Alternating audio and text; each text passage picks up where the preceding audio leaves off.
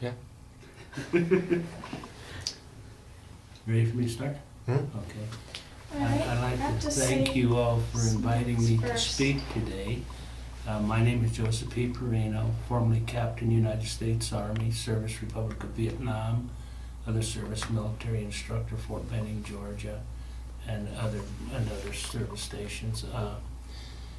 Vietnam War was a strange thing from the circumstance that back in the 60s, people were starting to get TVs in their homes. And they had basically, the main channels, ABC, CBS, and NBC. And so what was happening for the first time, things that were happening in real time were brought back, and people could sit down at before their evening meal, watch the news, and they would see the troops out there or something going on like that. And then, of course, as soon as the news ended, they got up and went to the table. But there was guys out there that they didn't get to go to the table or that. It was out there 24/7 and that. And so back in the 60s, there was a lot of changes. There was a lot of turmoil in the country. And a lot of us, not sure what was going on, were doing other things in our lives, having fun, going to school, going to college and stuff like that. And many of us then were being called to serve our country. And I was one of those. And so I entered the United States Army and went through basic training and individual advanced training at Fort Dix, New Jersey. And then I was assigned to go to the infantry school at Fort Benning, Georgia through the officer candidate program, which was a very intense 6-month course that prepared you to become an officer. So at the end of that period, I was commissioned as second lieutenant in the United States Army. After graduation, I was an instructor at Fort Benning, Georgia, and I taught in the weapons department. We taught mortars, 4-deuce mortars, which are basically a type of an artillery, but it's a different deal. It's with tubes, and they put the powder and drop them in and that. And so, and then your time comes up to be reassigned, and I was sent then to special training, jungle warfare training in Panama, and spent a period of time down there, much the same as you would face when you went to this far off place. Would you like to see a few pictures, just to bring you up to date real Sure. quick? Here's some pictures of in OCS here. Me being goofy, you can see with that. And some of the people there, very rigorous academics were involved also going through the program. And these are some of my roommates. That was Jim Batson, a very close friend of mine. Me sitting there. My buddy, Tony DeAndrea. Tony had played football for Syracuse University. He's another Italian, and we were really close friends. Goofing off, I've never smoked in my life, but they just give me a cigarette to stand there and pose with this. We were getting ready to go to Ranger training, Ranger school there. Here we are, some of us get a little break to go to this thing called the Gold Bar Club and drink a couple of cold beers, which is that. Going through here, just different pictures of us goofing around here again. And here we are, become what they call a senior candidate. That's when you leave in, they get to the end, last year training, you're almost getting ready to be a commissioned officer. So you're going through other types of training. And we are going through, this is just a graduation, but you're sort of out of sequence here. We had a baseball team there in OCS and played ball. This was jump school there at Airborne we were. And just sort of more pictures here. A girl that I knew real well took and put these together for me, a little history of the last days of OCS as we were going through. This is my folks. They came down to Georgia, and when I got commissioned, my buddy Jim White there from Oregon is with me. And Jim went on, became a helicopter gunship pilot. He left there and went to Rucker and became a gunship pilot. This is during graduation ceremonies here and that. This was my mother pinning on one of my bars, and this was a girl that I knew at that time pinning one on there. And then another last group of my buddies before we all got sent our different ways. I hope it's not boring to you. Oh, no. This is very interesting. And the last was sort of, I got to come home for some leave, and then just coming back and stopping at my sister and her husband's house, and their little dog Nubbins, and that, just sort of fun things, you know, if you're going. And this is where I'm being sent back, and then I won't come back again until I go to Panama, and then I'll get one stop from coming out of Central America back this way with my folks and that. So that sort of ended that part of the thing. So we went through that, and again, as I said, we left at that time. Then I was assigned to the Republic of Vietnam and was sent overseas. Left here, went to San Francisco to Anchorage to Tokyo, and Tokyo to Saigon, which the Air Force base here was called Bien Hoa. Here's a map, give you guys a little perspective. Way down in the south is Saigon, and Bien Hoa is right there. It was the Air Force base where we landed. There was other major ones. There was one in Cam Bay and one in Da Nang, but the real major one was you came into Saigon here, or Bien Hoa, I should say. I never actually got into Saigon, but in there, and then come into what they call a repo company, a repo department thing. Here was a goofy picture of me. That was the last day in Panama. A couple of buddies of mine. This here is the repo place. We got to Vietnam to see the hooches you lived in there. We stayed there just for a period of time when you went through processing and then assignment. So we were there just for a few days.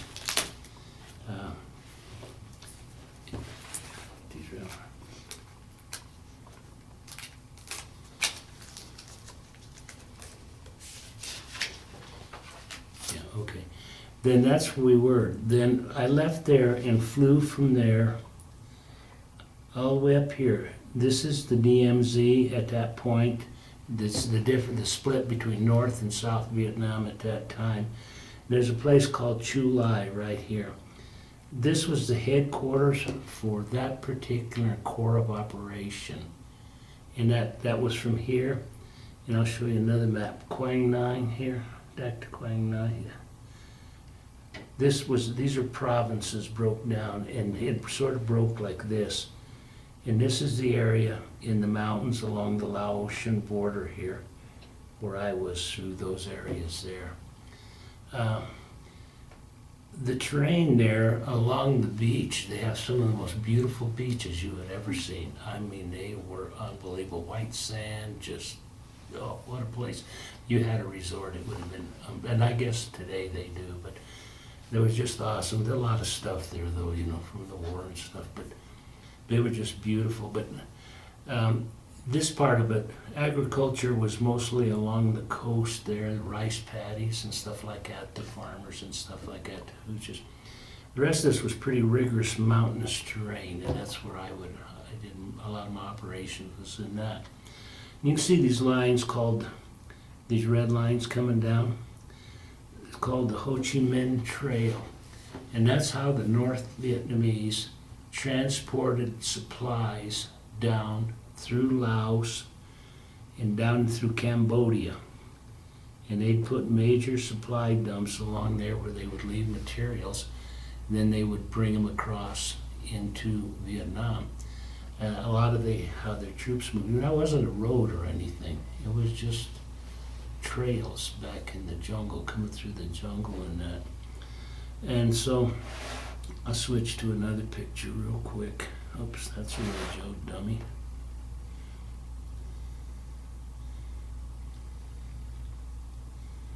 Sorry about that.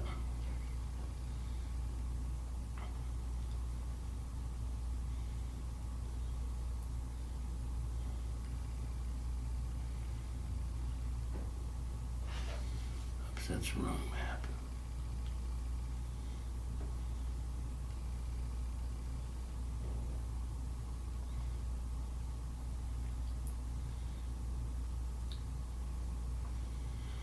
Okay, this here, just gonna give you another example.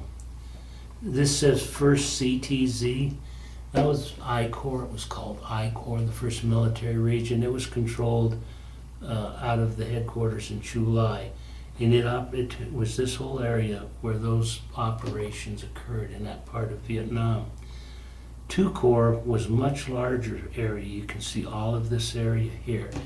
I never was in there much except in Cam Bay. I was hospitalized. I was brought into Cam Bay to get better and stuff. And there was a big major hospital there.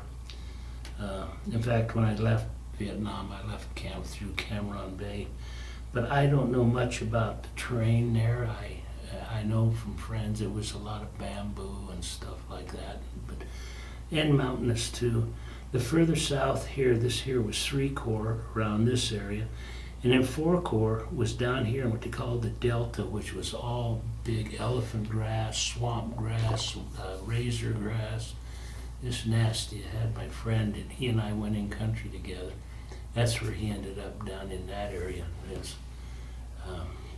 And all of this whole area was very mosquito infested. I mean, you have no idea. In the evening, you'd be out there on patrol and stuff and setting up.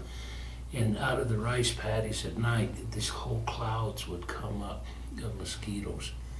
And they didn't ever seem to bother the Vietnamese people, but they just would eat you alive. So everybody, if you had a pot on, which was steel pot helmet, you'd see, if you ever see pictures of these things stuck in the headband, that was DEET, straight DEET, and forensic repellent, and you had to have that or they would just eat you. And even though they gave us tablets, I contacted malaria, and I ended up with Vivax malaria, Valsipra malaria, and then malaria hepatitis, and was pretty seriously ill for a while.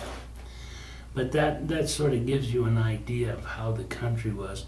And the neighboring countries here, we did encroach over into here, as I had a little more to talk about what we did, but to see what was going on. This one down here, they did come in and actually went in there with troops and destroyed a whole major supply dump that they had there.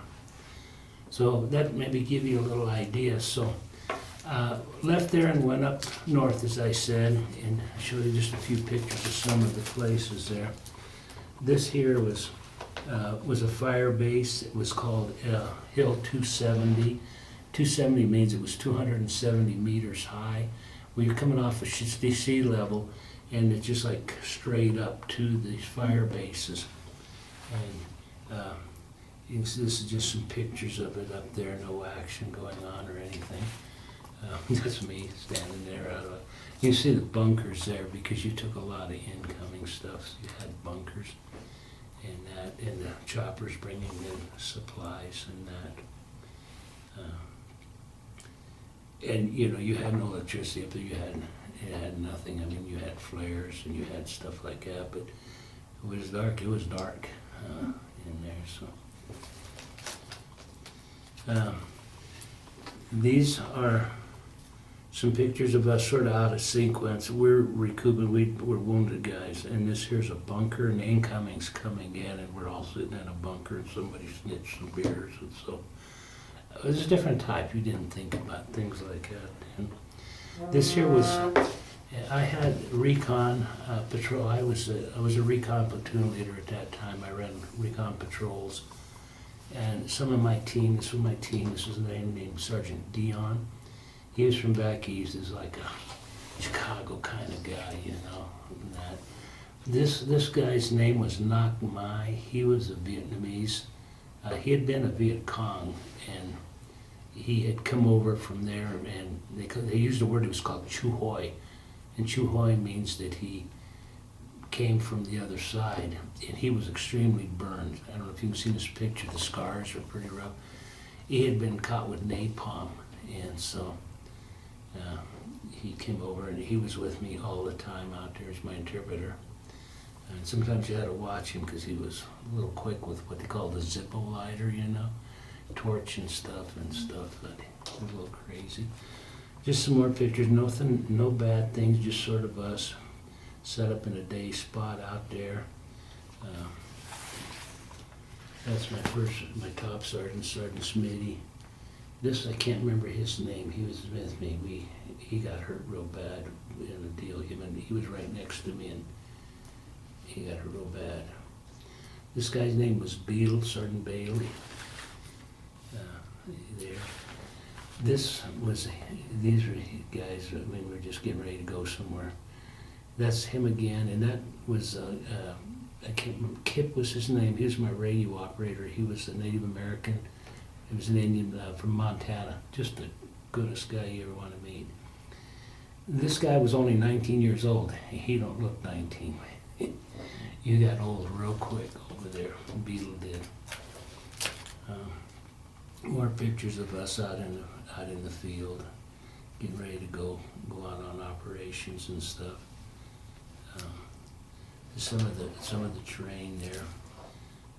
A chance one day to shave in the bush, you know, because your water was so precious to you that you did. And the water over there, you drank from whatever you could find, and you had tablets that you put in the water. And if you were places like you had to get out of rice paddies, I mean, you put the stuff, you said the leeches would start floating up because everywhere was full of leeches over there. But you carried quite a few canteens on you. I was getting ready to leave on a patrol. Back here, this is kind of back on a stand down. His name was Burns. He was a big dude. Just, you know, he is just strong guys he could be. This here's back in a base camp. That was Sergeant Cabero. These were Vietnamese girls that worked there for him. This girl here was she was a soldier, a Vietnamese soldier, you know, and would come in there, and I knew her. Vicky was her name. She was a tough person. She may smile at you like that, but she was a tough person. Just some sort of fun pictures of guys, you know. We were back in base camp. It was the monsoon. It was so cold. We didn't have anywhere to keep warm, so a bunch of paper. We made us a little fire in a can to try to warm up, you know. And we'd get to see floor shows sometimes. Groups would come in. If we were in a base camp, we'd come in what they call R&R, 3-day stand downs. You get your stuff gone through and get to see a show, and performers come in. Like this was the Colonel Wheaton, who's a funny guy. That was my friend Eric there, standing there, you know, so he posed that picture and that, and so that was just one group. These were some other NCOs that I worked with over there, and that. This here was working with the ARVNs, teaching ARVNs, soldiers and that, and I worked with that group for a while, and the last of my tour over there, teaching leadership stuff to ARVNs and go out on patrols with them, and that, and so, and these are just pictures that were at the end. It didn't have anything.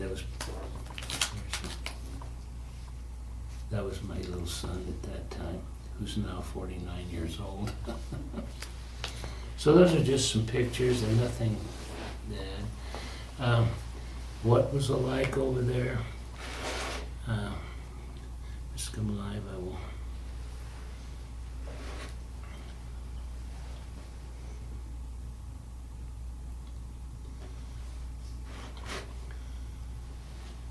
This is just a website out there, and I was in the 1st Battalion, 1st of the 6th Infantry, 198th Brigade. I'll show you a picture here.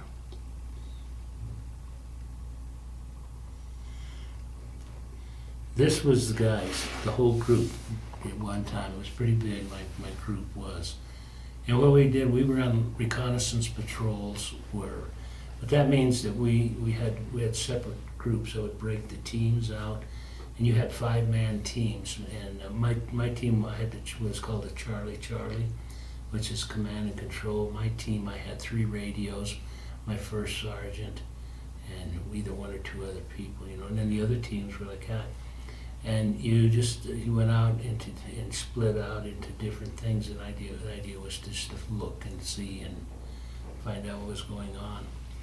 A lot of them were hurt or killed too, but There was a reunion that was had, I didn't get to go. The first one they had was here in '94. And there's the guy I mentioned earlier, Beetle. That guy's name was Phil Brown, and Phil was just he was a farmer kid, you know. This one was was a horse strong. And the night he sees he's got no legs, God bless him, you know. The night before it happened, we sat and we talked, you know, we're going on a mission and stuff about his father and that, and many tears. And some of the other guys in the picture there, it's another Brown, Jim Brown. He was also wounded now too. A later picture of him one more time. Everybody's getting older, as you can see there. This is the guy he was Doc. He was the medic that was with us. As far as was his name, and he was just was a good guy, you know. And those are just some pictures. What we went on missions, I'll show you just some pictures. These are just general pictures that you can look at it.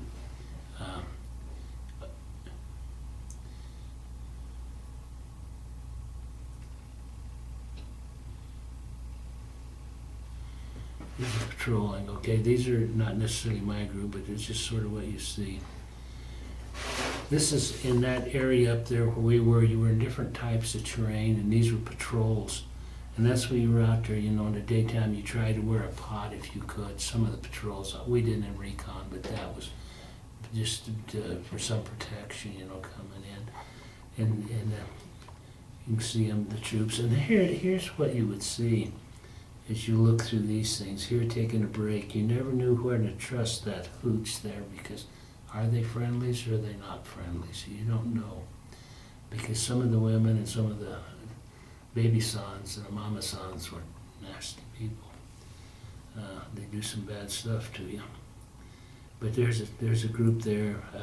They must have been secured the area and stuff like that, you know. My friend, one day like that, one of them in OCS was a roommate, and he didn't make it out. It wasn't friendly. They're going on a night patrol there. That's what I did, was a lot of night patrols. You're out there and that and moving, and you can see that.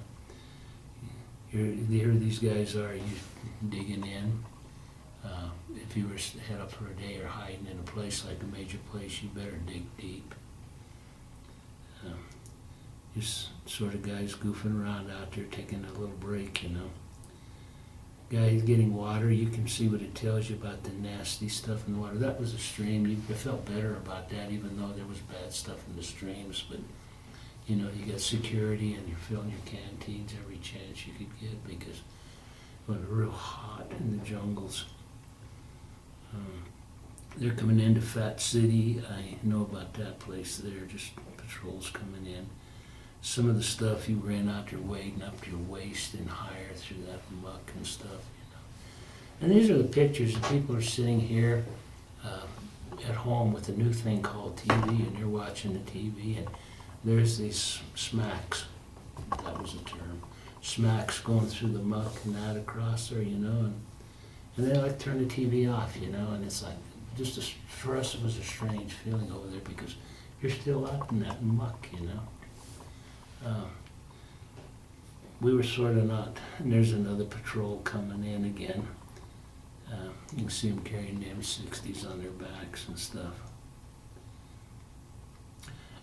These are kind of trails you would see, and there's some Vietnamese down there. You don't know what they're carrying. They could be carrying rice, and there would be these long poles, and they carry it like that. It could be munitions. You didn't know what they were, you know. In that, and so they're trying to get a little bit of shade. Some of the ones I showed you in here, you saw that. That thing was called a baby blanket.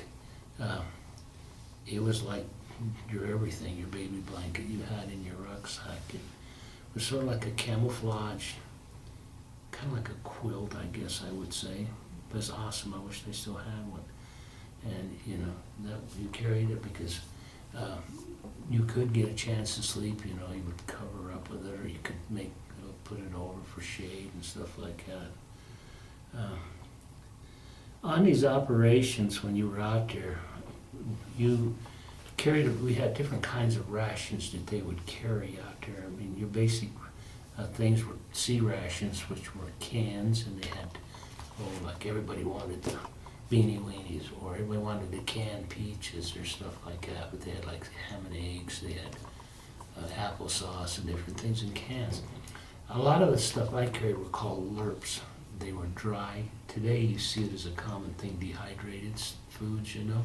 They're light, and so you carried like these things they called heat tabs. And one of your canteens you had a cup, metal cup, and you could dig a little hole there, because I know Smitty used to do that, and you could put that heat tab in there and pour that stuff in some water and set it on there, and it'd rejuvenate it, you know.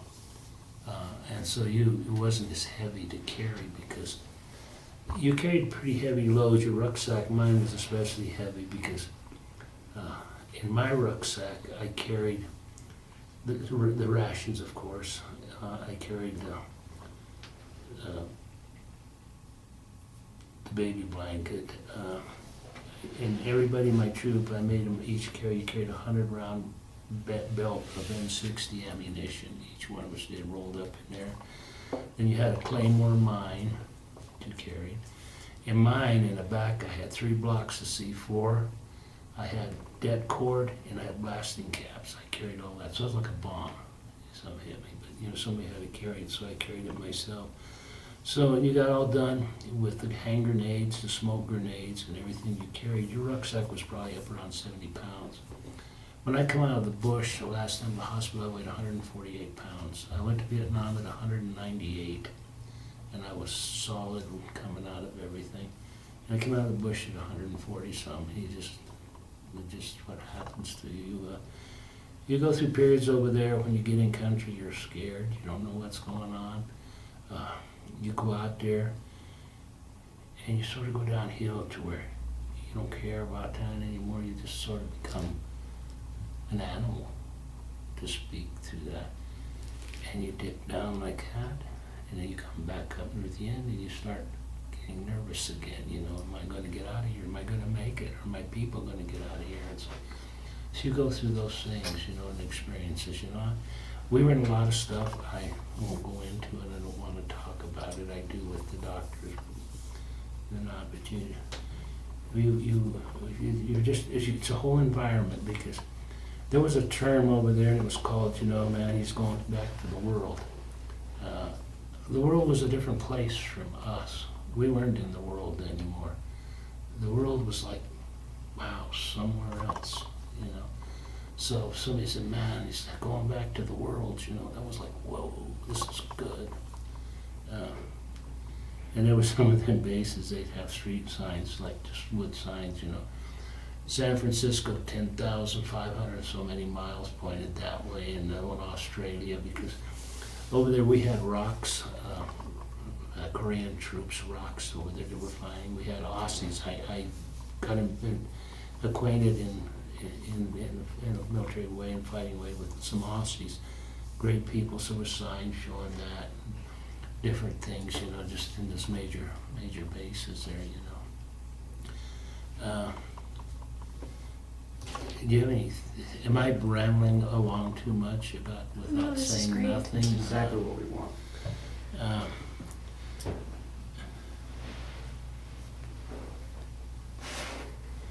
I don't see, I'm not real good at this thing, see, so.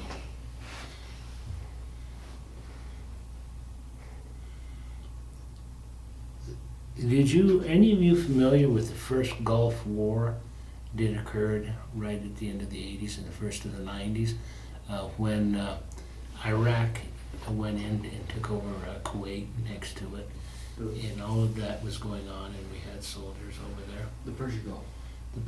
The first war. Okay. There was a general who was in charge of that. His name was Schwarzkopf, and I don't know if you've ever seen him or talked with him. Not with him, he's passed away now, but he was a 4-star general and led that. And he was the commander that I worked for in Vietnam. He was my boss. And he went through it all, and ended up and finally retired. But if you're not familiar, then this, with it. But anyway, his headquarters was a place called LZ Dottie. Where is LZ? Right there. This was where my main area that I come out of with all my orders and everything was a fire base there called LZ Dottie. And LZ Dottie had 8-inch self-propelled on it, which look like tanks, but they're big 8-inch guns on them. I'll show you a picture of those. And that was where I would come back in or get called in to be assigned to different operations, was at this place called LZ Dottie, which was out away from Chulai main base. Then there was another one called LZ Bayonet, and then way out in here was LZ Dottie. And then of course out of there, then you go north towards Da Nang and Way was quite an interesting place up there. It was a big university there, the University of Way, and the French had a tremendous amount of influence there.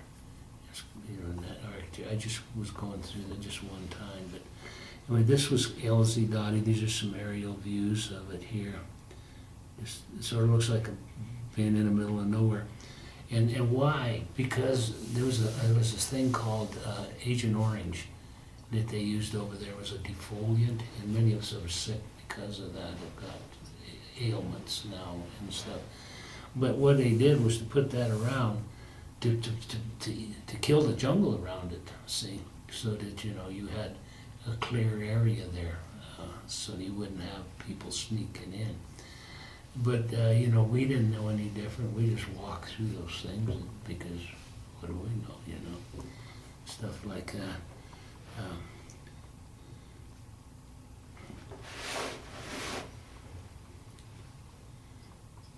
Give you one more little feel for what happens.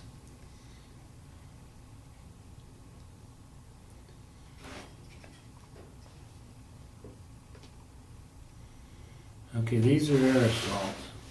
This here was a big deal after you went on recon mission and stuff like that. They would plan an operation. And everywhere we went, I went by chopper, bring you out. And we were a little different how we went in and out than these guys were. But you can see them. They're all getting ready here. It says, this is coming on the PZ at Chulai. This is coming on the main bases there at Chulai. And it says, the troops in uniforms are clean. The soldiers are just completed a stand down and are returning to the field. They're getting ready to go back to the bush. See them, they're all ready, and the ships are coming in there, and they're getting picked up. So they're coming in, and each, you get so many there, and that chopper starts like that, and those guys move. You stay for the rotors over and jump on board that chopper. They just keep coming in, and they're going out here on an operation. Somebody's taking these pictures. And they're continuing in here, and you can see these are on each side of those was a machine gun, door gunners on each side of those choppers with them M60s, and they were a lifesaver going in because they would suppress fire if you're going into a hot LZ, as they call us, when you're taking fire, which I was in some. These guys here were pretty good. I mean, they'd lay down some pretty heavy fire off of there for the people so you could exit the ship and that.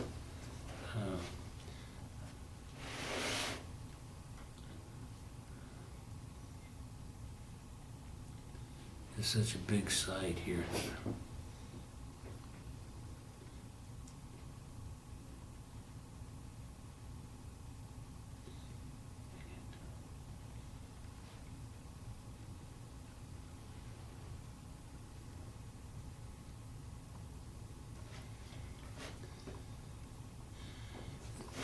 Give you a feel. This here is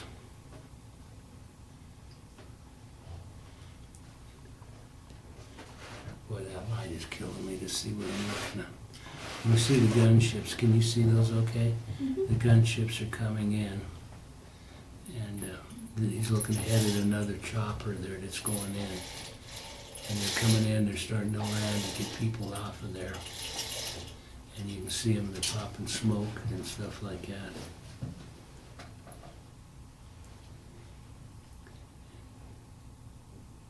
Just different little pictures there.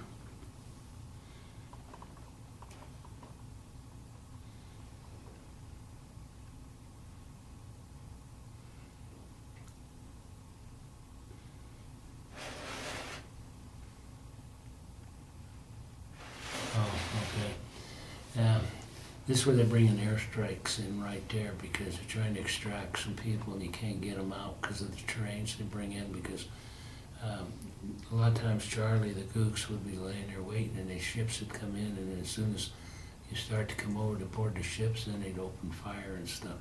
So in those areas, so they brought in airstrikes like that, used to bring them in. Sometimes you had heavy, sometimes you had lights who would come in, and they would pretty much raise total destruction around like that. These are not bad pictures, I hope. I mean, to me, they're just pictures here. They're not like.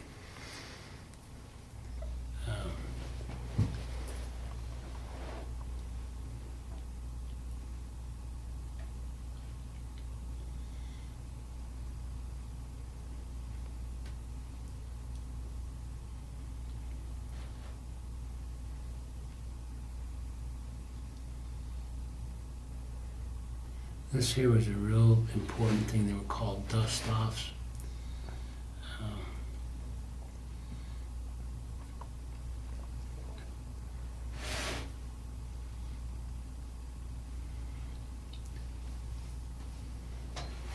Okay, here's the dust. He's a medical helicopter, and a lot of those they come in for me, and they come in for a lot of my people too. But they were very vulnerable. Sometimes I have a little trouble there. Anyway, they had a big red cross on them and stuff like that, so they like to shoot at them, make a target. But you can see here, they've got an injured person there. They're trying to get him, and you can see the kind of places you're in there. Can you see that? The dust-offs there. They got a litter there. They're carrying him and get him on board the helicopter. There were major hospitals fairly close by chopper. You know, Chu Lai, Da Nang, Cam Ranh Bay. If you were that far down, but I've been hospitalized in Da Nang, the Cam Ranh Bay. Chu Lai, and two of them hospitals in Da Nang too.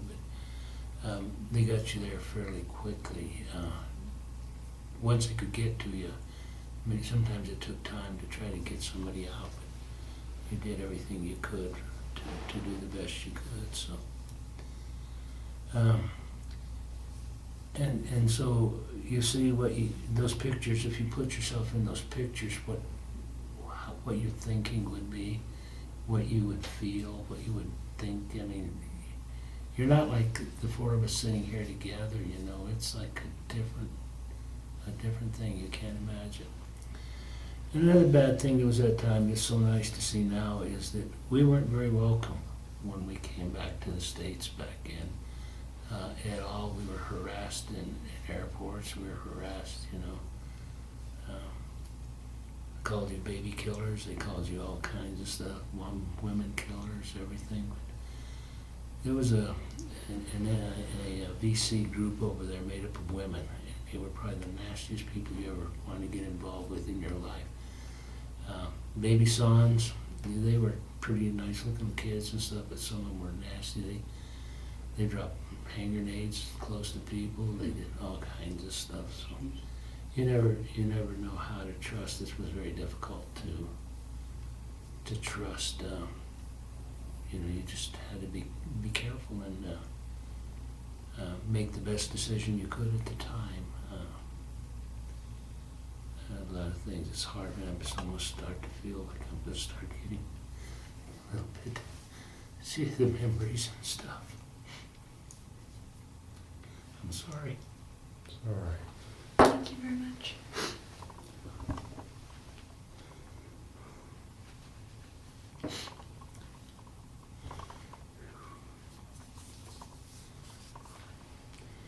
Yeah, just give me a second. Take your time.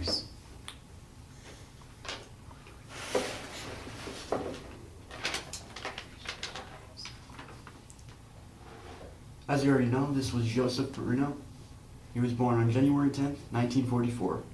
He was part of the United States Army in the Vietnam War. He was a captain. This interview was conducted in Durango, Colorado, November 9th, 2013. Most of the questions were asked by Bryce Ward. We were a student group assigned to conduct research on this topic. This was filmed by Ben Clark and assisted by myself, Ian Duthie. This interview was conducted for the Veterans History Project at the Library of Congress. Thank you, kids, for letting me talk to you. Yeah, thank you so much. Thank you.